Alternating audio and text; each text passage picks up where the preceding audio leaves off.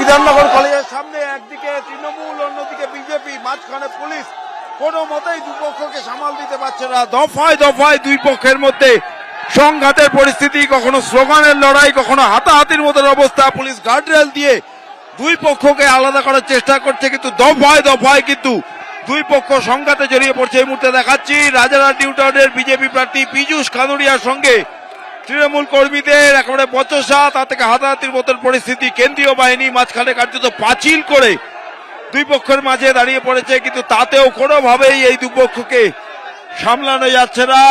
মধ্যরাতে স্লোগানের লড়াই, হাতাহাতির মতন পরিস্থিতি, একে অপরের ওপর চড়াও হচ্ছে।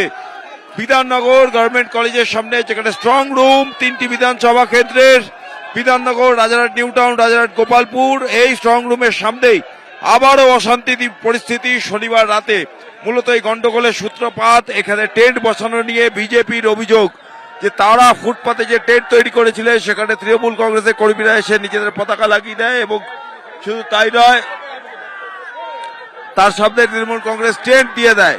এই মুহূর্তে দুই পক্ষই একেবারে মুখোমুখি, স্লোগানের লড়াই। পুলিশ মাঝখানে থেকে দুই পক্ষকে আলাদা করার চেষ্টা করছে। তাপস চ্যাটার্জি তিনি নিজের দলের কর্মীদের সংযত করার চেষ্টা করছেন, মাইকে ঘোষণা করা হচ্ছে।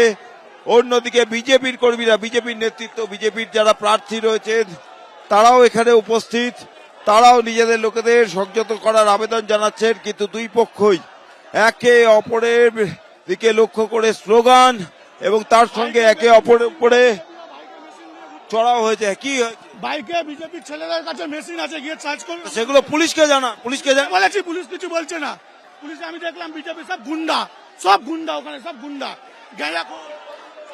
একে অপরের বিরুদ্ধে নানা ধরনের অভিযোগ, একদিকে বিজেপি তৃণমূলের বিরুদ্ধে অভিযোগ করছে, অন্যদিকে তৃণমূল তারাও বিজেপির বিরুদ্ধে অভিযোগ করছে। মধ্যরাতে একেবারে উত্তাল পরিস্থিতি এই বিধাননগর গভর্নমেন্ট কলেজের সামনে, সেখানে স্ট্রং রুমের বাইরে তৃণমূল বিজেপি একেবারে সংঘাতের পরিস্থিতি, যা সামলাতে একবার সিআরপিএফ লাঠিচার্জ করে এবং তারপর পুলিশ সিআরপিএফ মিলে দুই পক্ষকে শান্ত করার চেষ্টা করছে, কিন্তু প্রচুর লোক এখানে জমায়েত হয়েছে। আর সেখানে এই প্রশ্ন যে বারবার এই স্ট্রং রুমের সামনে এই ধরনের অশান্তির পরিস্থিতি তৈরি হচ্ছে, জমায়েত হচ্ছে, এত জমায়েত কি করে হলো এখানে, এই নিয়ে কিন্তু স্বাভাবিকভাবে প্রশ্ন উঠছে।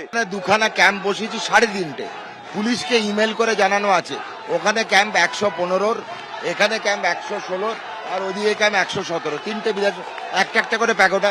তৃণমূল কংগ্রেস এসে আমাদের ক্যাম্পে ওদের ঝান্ডা লাগিয়ে দিল, সামনে পরাজয় দেখছে। ওদের না ডুবন্ত মানুষ, খড়কুটো দেখলেই ধরে নিচ্ছে, ওদের অবস্থা খুব খারাপ। আমাদের তৈরি ক্যাম্পে ওরা ঝান্ডা বসাচ্ছে। এই মুহূর্তে গোটা এলাকা খালি করার জন্য মাইকে ঘোষণা করছে, দেখতেই পাচ্ছ। তৃণমূল কংগ্রেসের যারা কর্মী, কিছুক্ষণ আগে বিজেপি কর্মীদের পুলিশ সরিয়ে দেয়, এবার তৃণমূল কংগ্রেসের কর্মীদের এই জায়গা থেকে জমায়েত সরানোর জন্য পুলিশের তরফ থেকে ঘোষণা করা হচ্ছে।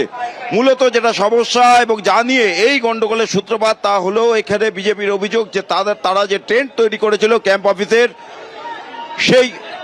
সেই টেন্টে তৃণমূল কংগ্রেস নিজেদের পতাকা লাগিয়ে দেয়। এই মুহূর্তে তাপস চট্টোপাধ্যায় এখানে রয়েছেন এবং অন্যান্য নেতৃত্বরাও রয়েছে। তাপস বাবু লাইভে রয়েছেন। আমরা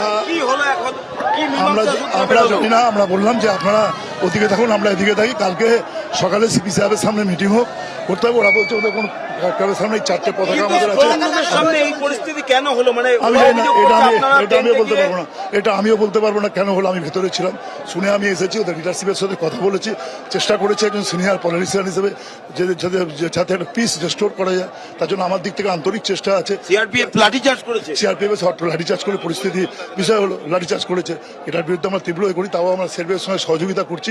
আমরা চাই না এই বেঙ্গলার 2 দিন পরপরই ভোট গণনা, কোনো পরিস্থিতি না যায় না। বিং একজন আমরা বাংলার বাসিন্দা হিসেবে এত ভোট করেছি, এরকম ধরনের পরিস্থিতি আমরা দেখি না। দেখুন, বিষয়টাকে করতে হবে, আমরা সব নেতৃত্বকে কন্ট্রোল করার জন্য বলেছি, আমি নিজেও চেষ্টা করছি।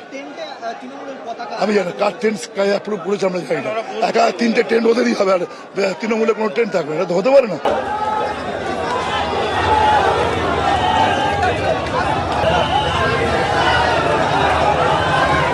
এবিপি আনন্দ, এগিয়ে থাকে, এগিয়ে রাখে।